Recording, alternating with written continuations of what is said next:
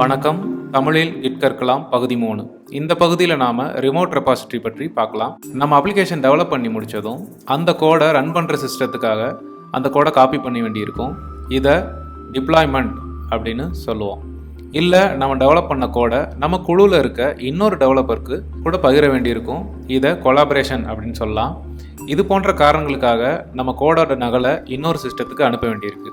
இந்த செயலை, அதாவது கோடை டிஸ்ட்ரிபியூட் பண்ணவும் கொலாபரேட் பண்ணவும், பொதுவாக ஒரு சிஸ்டத்தில் நம்ம கோடை அப்லோட் பண்ணுறோம். அந்த சிஸ்டத்தை நம்ம ரிமோட் ரெபாசிட்டரின்னு சொல்லலாம். இதனால் எப்போ வேணாலும் நம்மளால் அந்த கோடை நகல் எடுத்துக்க முடியும். இந்த ரிமோட் ரெப்போக்கு நம்ம கோடை அப்லோட் பண்ணுறத புஷ் அப்படின்னு சொல்லுவோம், டவுன்லோட் பண்ணுறத புல் அப்படின்னு சொல்லுவோம். மேலும் இந்த மாதிரியான ரிமோட் ரெப்போக்கில் நம்ம மேனுவலாக செட்டப் பண்ண தேவையில்லை. அதுக்கு நிறைய ஆன்லைனில் சர்வீஸ் இருக்குது. அதில் ஒன்று தான் கிட்டப். இந்த கிட்டப்பில் எப்படி ஒரு ரிமோட் ரெப்போ உருவாக்குறது, அந்த ரிமோட் ரெப்போவை எப்படி நம்ம சிஸ்டத்தோட கனெக்ட் பண்ணுறது அப்படிங்கிறத பற்றிலாம் பார்க்கலாம். github.comல ஒரு அக்கௌண்ட் க்ரியேட் பண்ணிக்கோங்க. நான் ஏற்கனவே எனக்கு அக்கௌண்ட் இருக்கிறதுனால நான் சைன்இன் பண்ணிக்கிறேன். இல்லாதவங்க சைன்அப் பண்ணிக்கோங்க.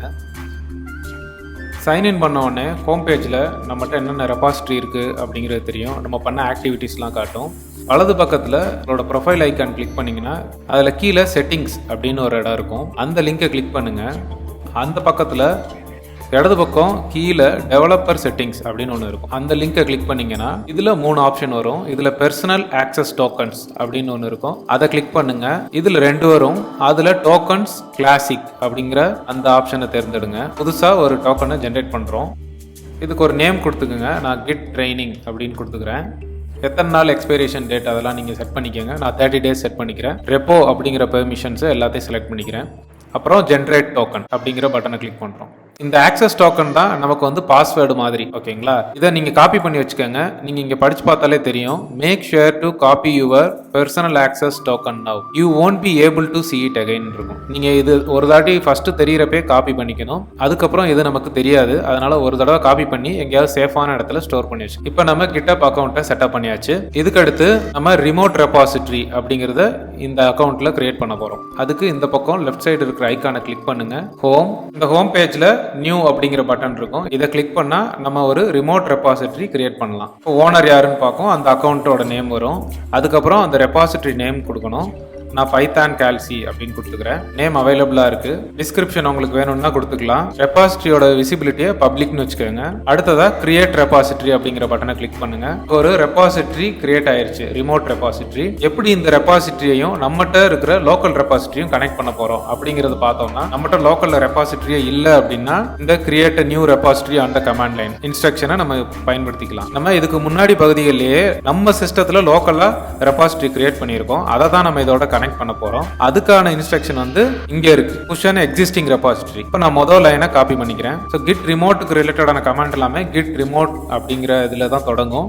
இப்போ -v அப்படின்னு கொடுத்தோம்னா எல்லா ரிமோட்டையும் வியூ பண்ணிக்கலாம். இது வரைக்கும் ஒரு ரிமோட் ரெபாசிட்டரியும் நம்ம கனெக்ட் பண்ணல. இப்போ கிட் ரிமோட்ல என்னென்ன கமெண்ட்ஸ்லாம் அவைலபிளா இருக்குன்னு பார்க்கணும்னா கிட் ரிமோட் ஹெல்ப்னு அடிக்கலாம். இதுல வந்து ரிமோட்டை ஆட் பண்ணிக்கலாம்.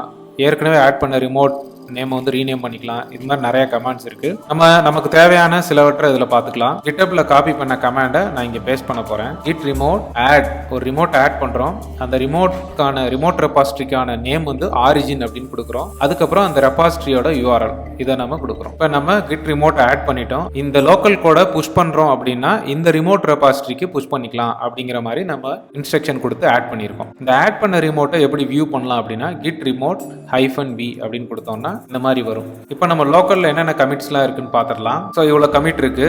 இந்த கமிட் எல்லாத்தையும் இப்போ நம்ம அந்த ரிமோட் ரெபாசிட்டரிக்கு புஷ் பண்ண போறோம். Git push origin master. உங்க கோடை புஷ் பண்றப்ப இந்த மாதிரி பாஸ்வேர்ட் கேட்கும். இதுக்கு வந்து உங்களோட அக்கௌண்ட் பாஸ்வேர்டை நம்ம கொடுக்கக்கூடாது. கிட்டப்ல ஒரு அக்கௌண்ட் பாஸ்வேர்ட் கிரியேட் பண்ணிருக்கீங்களா, அதை கொடுக்கக்கூடாது. அதுக்கு பதிலாக நம்ம ஆக்சஸ் டோக்கன் கிரியேட் பண்ண மாட்டீங்களா, அதை தான் இது இங்கே கொடுக்கணும். கரெக்டான ஆக்சஸ் டோக்கனை பேஸ்ட் பண்ணதுக்கு அப்புறம் நம்மளோட கோடு வந்து ரிமோட் ரெபாசிட்டரிக்கு புஷ் ஆயிருக்கும். இப்போ நியூ பிரான்ச் ஒன்று கிரியேட் ஆயிருக்கு ரிமோட் ரெபாசிட்டரியில. அங்க மாஸ்டர்னு ஒரு பிரான்ச், லோக்கல்ல இருக்கிற மாஸ்டர், அங்கேயுமே மாஸ்டர்னு புஷ் பண்ணியிருக்கோம். இப்போ github.com போய் பார்க்கலாம். நான் ரெஃப்ரெஷ் பண்றேன் இந்த பேஜை. இங்க பாத்தீங்கன்னா நம்ம லோக்கல்ல இருக்கிற எல்லா கோடும் இங்க வந்துருச்சு. ஸோ நம்மகிட்ட இருந்த 2 ஃபைல்ஸ் வந்துருச்சு. நம்மகிட்ட இருக்க மாஸ்டர் பிரான்ச் வந்திருக்கு. ஸோ ஒரு பிரான்ச் இருக்கு. நீங்க பிரான்ச் கிளிக் பண்ணி பாத்தீங்கன்னா எத்தனை பிரான்ச் இருக்குன்னு காட்டும். அதுக்கப்புறம் என்னென்ன கமிட்ஸ் அப்படின்னு நம்ம பார்க்கணும்னா இங்க பாத்தீங்கன்னா 9 கமிட்ஸ் இருக்கு. ஸோ நம்ம கிளிக் பண்ணோம் அப்படின்னா நம்ம லோக்கலில் க்ரியேட் பண்ண எல்லா கமிட்ஸும் இங்கேயும் வந்திருக்கும். ஒருவேளை நம்மகிட்ட லோக்கலில் எந்த ரெபாசிட்டரியுமே இல்லை, அதுக்கு பதிலாக இன்னொருத்தவங்களோட ரெபாசிட்டரி, அதாவது ரிமோட்டில் இருக்கிற இன்னொரு ரெபாசிட்டரியை நம்ம லோக்கலுக்கு எப்படி எடுத்துகிட்டு வர்றது அப்படிங்கிறத பார்க்கலாம். இப்போ நான் அந்த பைத்தான் கால்சி அப்படிங்கிற ரெபாசிட்டரிக்கு போகிறேன். இதில் கோட் அப்படின்ற ஒரு இடம் இருக்கும். இங்கே பார்த்தோம்னா நம்ம க்ளோன் அப்படிங்கிற ஒரு ஆப்ஷன் இருக்கும். அதாவது ரிமோட் ரெபாசிட்டரியை நம்ம லோக்கலுக்கு க்ளோன் பண்ணிக்கலாம், அதாவது காப்பி பண்ணிக்கலாம். அதில் HTTPS அப்படிங்கிற ஆப்ஷனை நான் காப்பி பண்ணிக்கிறேன். இப்போ நம்மளோட லோக்கல் மெஷினில் நான் இன்னொரு புதுசாக ஒரு ஃபோல்டர் க்ரியேட் பண்ணிக்கிறேன். அதில் இந்த ரெபாசிட்டரியை நான் க்ளோன் பண்ணி காட்டுறேன். இன்னொரு ஃபோல்டர் க்ரியேட் பண்ணுறேன், பைத்தான் கால்சி அப்படின்னு. ஃப்ரெஷ்ஷாக ஒரு ரிமோட் ரெபாசிட்டரியை நம்ம லோக்கலுக்கு எடுத்துகிட்டு வரோம் அப்படின்னா அதுக்கான கமாண்ட் கிட் க்ளோன், அப்புறம் அந்த காப்பி பண்ண ரெபாசிட்டரியோட URL. இப்போ நீங்கள் பார்த்தீங்கன்னா பைத்தான் கால்சி அப்படிங்கிற ஒரு ஃபோல்டர் க்ரியேட் ஆகிருக்கு. நமக்கு ரிமோட்டில் இருந்த கோட் பேஸ் அப்படியே நம்ம லோக்கலுக்கு க்ளோன் ஆகிருக்கும். இப்போ நம்மக்கிட்ட லோக்கலில் கால்குலேட்டர் அப்படின்னு ஒரு ரெபாசிட்டரியும் பைத்தான் கால்சி அப்படின்னு ஒரு ரெபாசிட்டரியும் இருக்குது. இந்த ரெண்டுமே வெவ்வேறு சிஸ்டத்தில் இருக்கிற ரெபாசிட்டரி அப்படின்னு நம்ம நினச்சிக்கலாம். பைத்தான் கால்சி அப்படிங்கிற ரெபாசிட்டரியில் நான் ஒரு சேஞ்ச் பண்ணி கமிட் பண்ணி அதை நான் ரிமோட் ரெப்போக்கு புஷ் பண்ண போகிறேன். அதுக்கப்புறம் கால்குலேட்டர் அப்படிங்கிற இன்னொரு சிஸ்டத்தில் இருக்கிற ரெபாசிட்டரிக்கு அந்த சேஞ்சஸை புல் பண்ண போகிறேன். இப்போ பைத்தான் கால்சி ரெபாசிட்டரியில் கால்சி அப்படிங்கிறதுல சப்ட்ராக்ட் அப்படிங்கிற ஒரு புது ஃபங்க்ஷனை ஆட் பண்ண போகிறேன். கிட் இஃப் பார்த்தோம்னா நம்ம ஆட் பண்ணியிருக்க ஃபங்க்ஷன் தெரியும். இப்போ கிட் ஆட் பண்ணுறேன், அதுக்கப்புறம் கிட் கமிட். இப்போ நம்ம லாகில் பார்த்தோம்னா ஆரிஜின் மாஸ்டர் அப்படிங்கிறதுல இதுக்கு முந்தின கமிட் வரைக்கும் இருக்கும். அப்புறம் லோக்கலில் இருக்கிற மாஸ்டரில் புதுசாக ஆட் பண்ண கமிட் இருக்கும். இப்போ இந்த சேஞ்சஸை நான் ரிமோட் ரெபாசிட்டரிக்கு புஷ் பண்ண போகிறேன். கிட் புஷ் ஆரிஜின் மாஸ்டர், அந்த கமிட்டை புஷ் பண்ணிட்டோம். இப்போ நம்ம ரிமோட் ரெபாசிட்டரியை செக் பண்ணிடலாம். இதுக்கு முன்னாடி 9 கமிட்ஸ் காமிச்சிட்டு இருந்துச்சு, இப்போ 10 காட்டுது. அதுக்கப்புறம் இங்கே பார்த்தீங்கன்னா 1 minute ago அப்படின்னு புது சேஞ்சஸ் வந்திருக்குங்கிறதையும் காட்டும். இப்போ கமிட்டில் போய் பார்த்தோம் அப்படின்னா நம்ம புஷ் பண்ண புது கமிட் வந்திருக்கு இன்னைக்கு டேட்டுக்கு. சரி, இப்போ நம்ம இன்னொரு சிஸ்டத்தில் இருக்க கால்குலேட்டர் அப்படிங்கிற ரெபாசிட்டரியை பார்க்கலாம். இந்த ரெபாசிட்டரியில் நான் லாக் பார்க்குறேன். இது இன்னும் நவம்பர் 21 நம்ம பண்ணதான் காட்டுது. இன்னைக்கு வந்த புது கமிட்ஸ் எதுவும் காட்டலை. இப்போ நம்ம ரிமோட் ரெபாசிட்டரியிலேருந்து அந்த புது கமிட்டை நம்ம லோக்கல் ரெபாசிட்டரிக்கு எடுத்துகிட்டு வர்றதுக்கு கிட் ஃபெச் அப்படிங்கிற கமாண்டை நான் ப்ரெஸ் பண்ணுறேன். இப்போ கிட் லாக் பார்க்குறேன். கிட் ஃபெச் பண்ணியிருக்கோம். இப்போ நம்ம லோக்கலில் இருக்கிற மாஸ்டர் பிரான்ச் பார்க்குறோம். இன்னும் அது அப்டேட் ஆகலை, அந்த பழைய கமிட் தான் இருக்குது. நம்ம ரிமோட் பிரான்ச்சோட இன்ஃபர்மேஷனை பார்க்குறதுக்கு கிட் ரிமோட் ஷோ ஆரிஜின் அப்படின்னு கொடுக்குறேன்.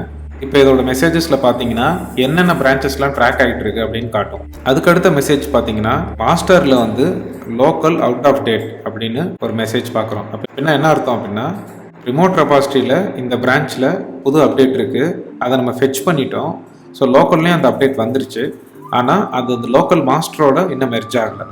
அதுக்கு நம்ம கிட் மெர்ஜ் ஆரிஜின் மாஸ்டர் அப்படின்னு கொடுத்ததுக்கப்புறம் இப்போ நம்ம கிட் லாக் பார்க்குறோம். நம்ம ஆரிஜின் மாஸ்டரும் நம்ம லோக்கலில் இருக்கிற மாஸ்டரும் ஈக்குவல் ஆயிடுச்சு.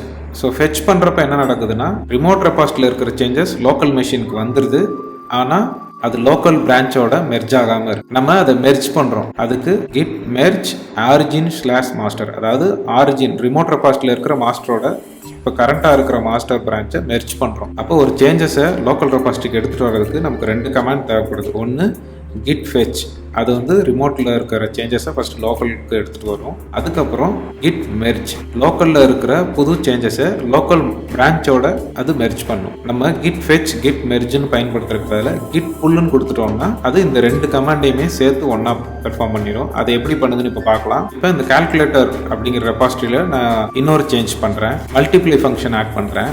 கிட் இஃப் பார்க்குறோம், git add, git commit, git push origin master. Push பண்ணிட்டேன். இப்போ github ரிமோட் ரெபாசிட்டரிக்கு போய் பார்க்க போகிறேன். ரெஃப்ரெஷ் பண்ணுறேன், புது கமிட் வந்துருச்சு. ஸோ சேஞ்சஸை நம்ம புஷ் பண்ணிட்டோம். அடுத்ததாக பைத்தான் கால்சிங்கிற ரெபாசிட்டரிக்கு போயிட்டு நம்ம git pull origin master அப்படின்னு கொடுக்குறோம். இப்போ git pullங்கிறது ரிமோட் ரெபாசிட்டரியில் இருந்த சேஞ்சஸை நம்ம லோக்கலுக்கு எடுத்துகிட்டு வரும். அது எந்த ரிமோட்னா ஆரிஜின் அப்படிங்கிற ரிமோட்ல இருந்து எடுத்துகிட்டு வரும். அதுக்கப்புறம் அது லோக்கலில் இருக்கிற மாஸ்டர் பிரான்ச்சோட மெர்ஜ் பண்ணிடுறோம். git fetch, git merge இந்த ரெண்டுமே ஒரே கமாண்டில் நடந்துடும். அதுதான் git pull. இது வரைக்கும் நம்ம என்னென்ன பார்த்துருக்கோம்னு பார்த்துடலாம். GitHub அக்கௌண்ட் ஒன்று செட்டப் பண்ணி ஆக்சஸ் டோக்கன் கிரியேட் பண்ணோம். அதுக்கப்புறம் லோக்கல் ரெபாசிட்டரியில் கிட் ரிமோட் ஆட் பண்ணோம். அதுக்கப்புறம் கிட் ரிமோட்டை வியூ பண்ணி பார்த்தோம்.